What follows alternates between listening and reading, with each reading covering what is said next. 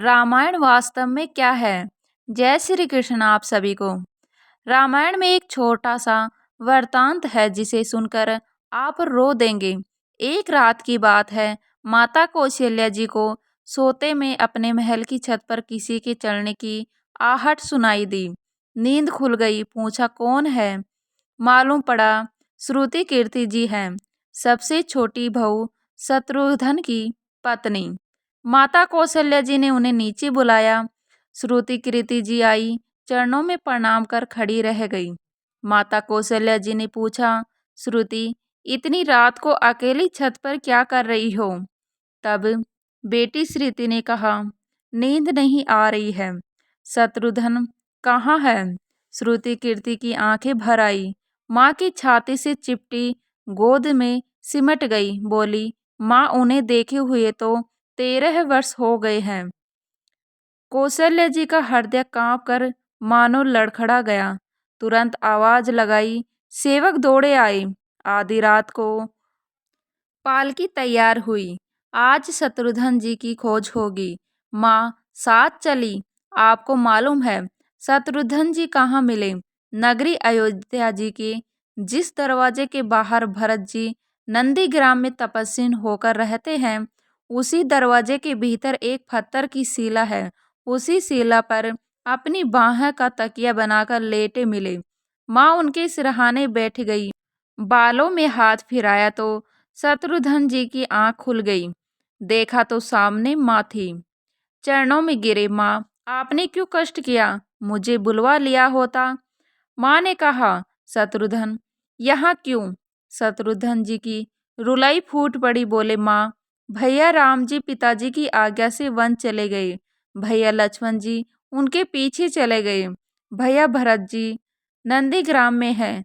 क्या ये महल, ये रथ, ये राजसी वस्त्र ठाट बाट विधाता ने मेरे ही लिए बनाए हैं? माता कौशल्या जी निरंतर रह गई। देखिए क्या है ये रामायण कथा।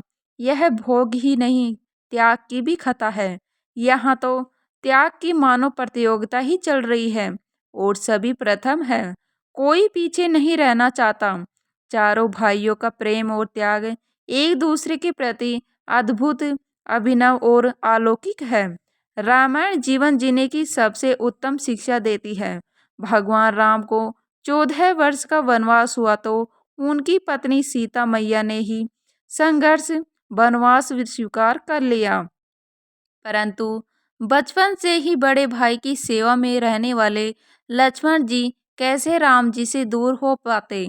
अपनी माता सुमित्रा से तो उन्होंने आज्ञा ले ली थी वन जाने की, परंतु जब पत्नी उर्मिला के कक्ष की ओर बढ़ रहे थे तो सोच रहे थे कि माँ ने तो आज्ञा दे दी है, परंतु उर्मिला को कैसे समझाऊंगा, क्या बोलूंगा उनसे। यही सोच विचार करके लक्ष्मण जी जैसे ही अपने कक्ष में पहुंचे तो देखा कि उर्मिला जी आरती का थाल लेकर खड़ी थी। बोली, आप मेरी चिंता छोड़ प्रभु श्री राम की सेवा में वन को जाओ। मैं आपको नहीं रोकूंगी। मेरे कारण आपकी सेवा में कोई बाधा न आए, इसीलिए साथ जाने की जिद भी नहीं करूंगी। लक्ष्मण जी को कहने में संकोच हो रहा था, परंतु उनके कुछ कहने से पहले ही उर्मिला जी ने उन्हें संकोच से बाहर निकाल दिया। वास्तव में यही पत्नी का धर्म है। पति संकोच में पड़े उससे पहले ही पत्नी उसके मन की बात जानकर उसे संकोच से बाहर कर दे।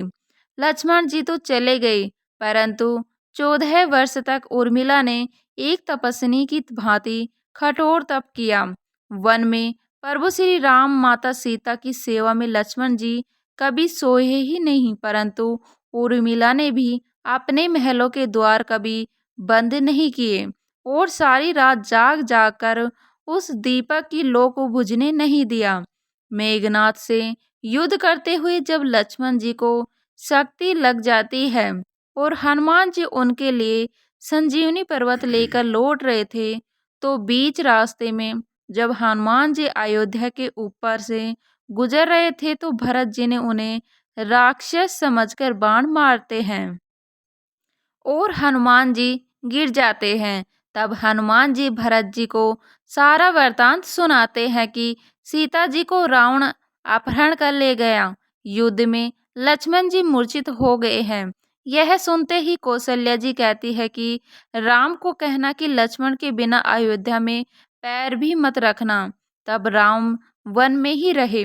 लक्ष्मण की माता सुमित्रा कहती है कि राम से कहना कि कोई बात नहीं, अभी शत्रुधन है मेरे पास, मैं उसे वहां भिजवा दूंगी। मेरे दोनों पुत्र राम की सेवा के लिए ही जन्मे हैं। माताओं का प्रेम देखकर हनुमान जी की आंखों से अश्रुधारा बह रही थी, परंतु जब उन्होंने उर्मिला जी को देखा तो सोचने लगे कि यह को एकदम शांत शांत और प्रसन्न खड़ी है। क्या इन्हें अपने पति के प्राणों की कोई चिंता नहीं? हनुमान जी पूछते हैं, देवी जी, आपकी प्रसन्नता का कारण क्या है? आपके पति के प्राण संकट में है। सूर्य उदय होते ही सूर्य कुल का दीपक बुझ जाएगा। उर्मिला का उत्तर सुनकर तीनों लोगों का कोई भी प्राणी उनकी वंदना किए बिना नहीं रह सकता। उर्मिला बोली, मेरा दीपक संकट में नहीं है, वो बुझ ही नहीं सकता।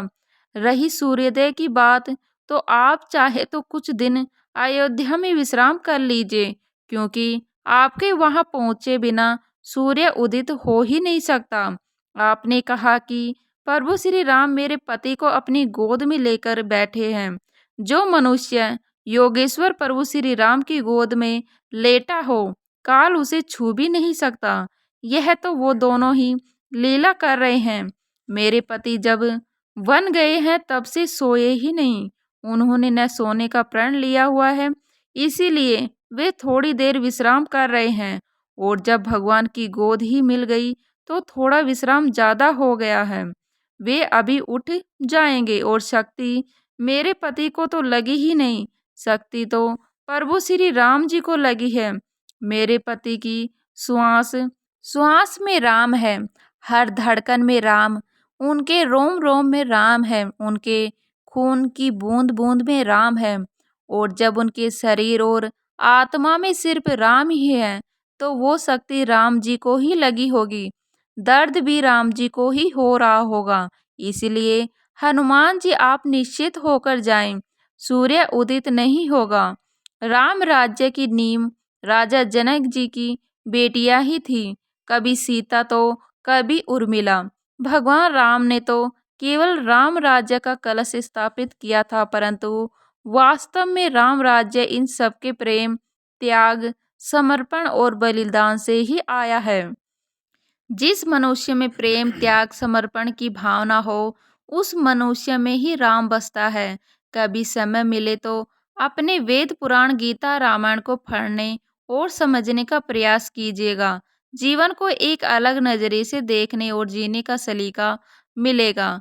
लक्ष्मण सा भाई हो, कौशल्या माई हो, स्वामी तुम जैसा मेरा रघुराई हो, नगरी हो अयोध्या सी, रघुकुल सा घराना हो, चरण हो राघव के जहाँ मेरा ठिकाना हो त्याग भरत जैसा, सीता सी नारी हो, लव कुश की जैसी संतान हमारी हो, श्रद्धा हो श्रवण जैसी, सबरी सी भक्ति हो, हनुमंत के जैसी निष्ठा, समर्पण और शक्ति हो। ये रामायण है पुण्य कथा श्री राम की। जय श्री राम।